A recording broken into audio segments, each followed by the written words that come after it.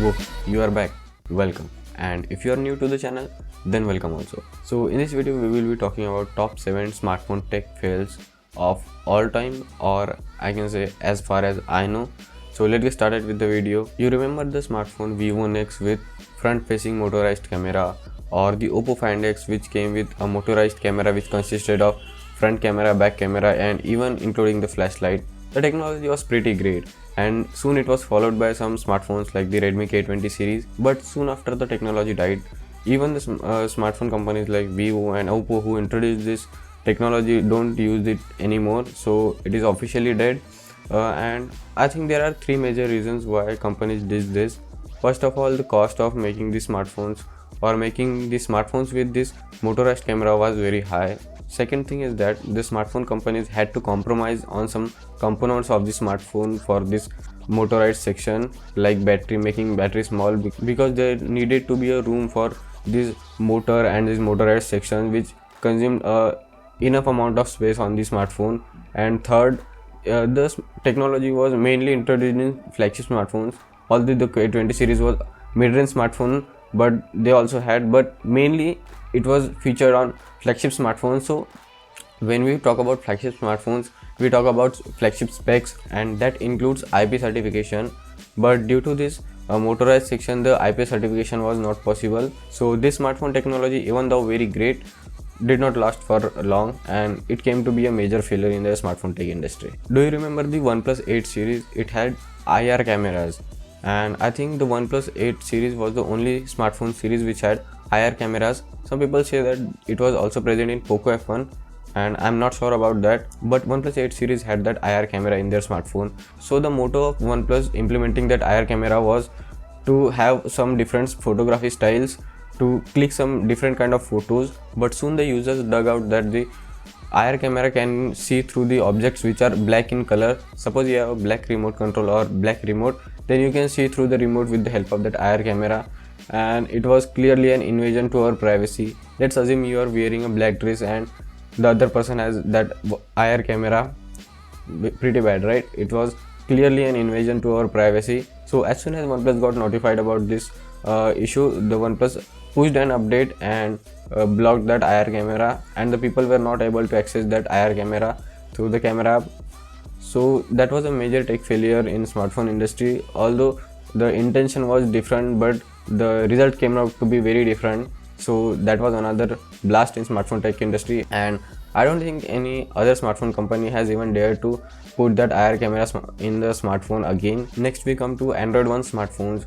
You remember the famous Mi A1, Mi A2 and Mi A3?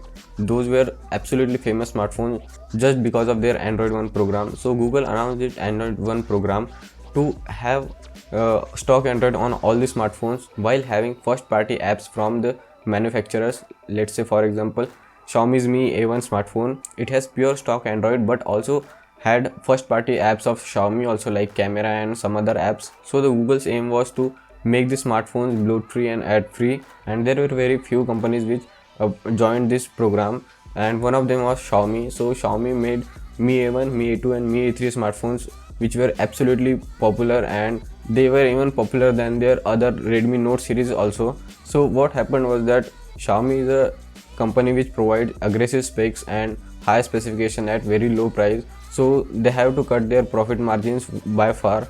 So the profit they earn are very less, and Xiaomi cannot survive on this profit only. So what they do is that they put bloatware in their software, like in MIUI, and ads in their MIUI, so they generate extra profit from that thing also. But as soon as the Mi A1, Mi A2 and Mi A3 came, they became very popular, and they were outselling the Redmi Note series and other Redmi smartphones which had MIUI. So Xiaomi's profit was in loss. I won't say Xiaomi was in loss, but Xiaomi's profit was in loss. So Xiaomi discontinued their Mi series, and also not many companies came forward in the Android One program because every major company had their own UI, like Samsung's One UI and Xiaomi's MIUI, Realme UI or ColorOS you can say. So no major company came. The only major companies are Nokia and Motorola. Although Motorola has stock Android, but it also gives 1 or 2 bloatwares, like in the Moto G31 it has Facebook I guess pre-installed, and Nokia does not give any bloatware, but their smartphones are comparatively higher in price, so that was a problem. And the Android One program is continued to be dying. All the companies are still giving the stock Android in their smartphone like the Motorola, but they still have one or two pre-installed bloatware apps. So I think Android One was also a major failure in smartphone tech industry. By the way, if you are enjoying the video, then a sub to the channel would be bossy. Next, coming to the rugged smartphone.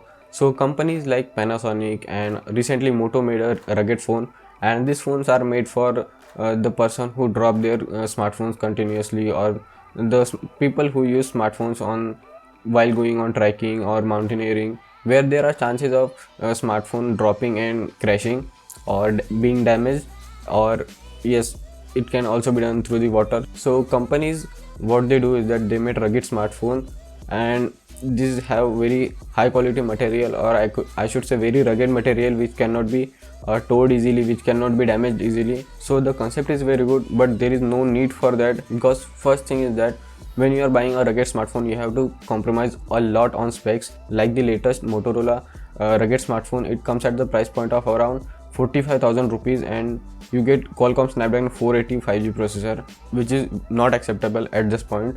And there are some other companies also like the Rhino Shield, which make rugged smartphone cases, and which are available for less than 1/4 of the price of the smartphones. So if anyone wants to make his smartphone rugged, why would he buy any high cost smartphone with very bad specs? Instead, he will buy a smartphone of his choice, and he will buy the cases from Rhino Shield like companies which provides very rugged cases. So you are getting the best of both worlds. So why would you go for the rugged smartphones? And I think it is a pretty major failure for the smartphone tech industry. But there are still some people, some unique kind of people which buy these rugged smartphones. Do you remember LG showcasing the palm gestures for their smartphones, like this for screenshot and this for scroll, this and this for changing the photos? And the concept was pretty cool, right?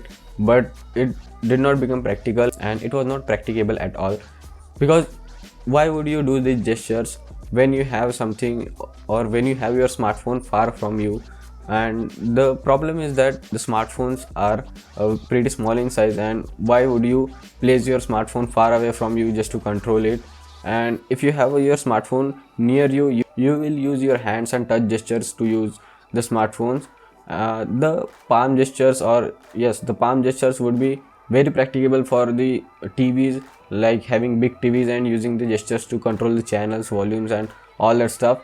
So that was practicable for the TVs, but not for the smartphones. Although I guess there are palm gestures in, I guess, P40 Pro, Huawei P40 Pro or Huawei Mate 40 Pro. There are palm gestures, but still the hype that LG created around this palm gestures wasn't fulfilled, and I can say that these palm gestures was also a pretty big smartphone tech fail. Okay, the modular smartphones. Remember the Google's Project Ara, which used to be a kind of modular smartphone where you can change your screen, you can change your camera, you can change your processor whenever you want. Just take out that module and replace that module, that's it. And the concept was again pretty cool, but it did not came into existence because it was not practical at all. Because first, the smartphone would have become very heavy if they introduced this modular smartphone, and secondly, there would have been many compatibility issues, and this was the smartphone tech fail that failed before coming into existence only. So last tech fail was the dual display smartphone, like the LG G8X dual display or the Microsoft Surface Duo 2. I don't find any practical reason for these smartphones to exist, because using a dual display smartphone is like using two smartphones at a time, and no one uses two smartphones at a time.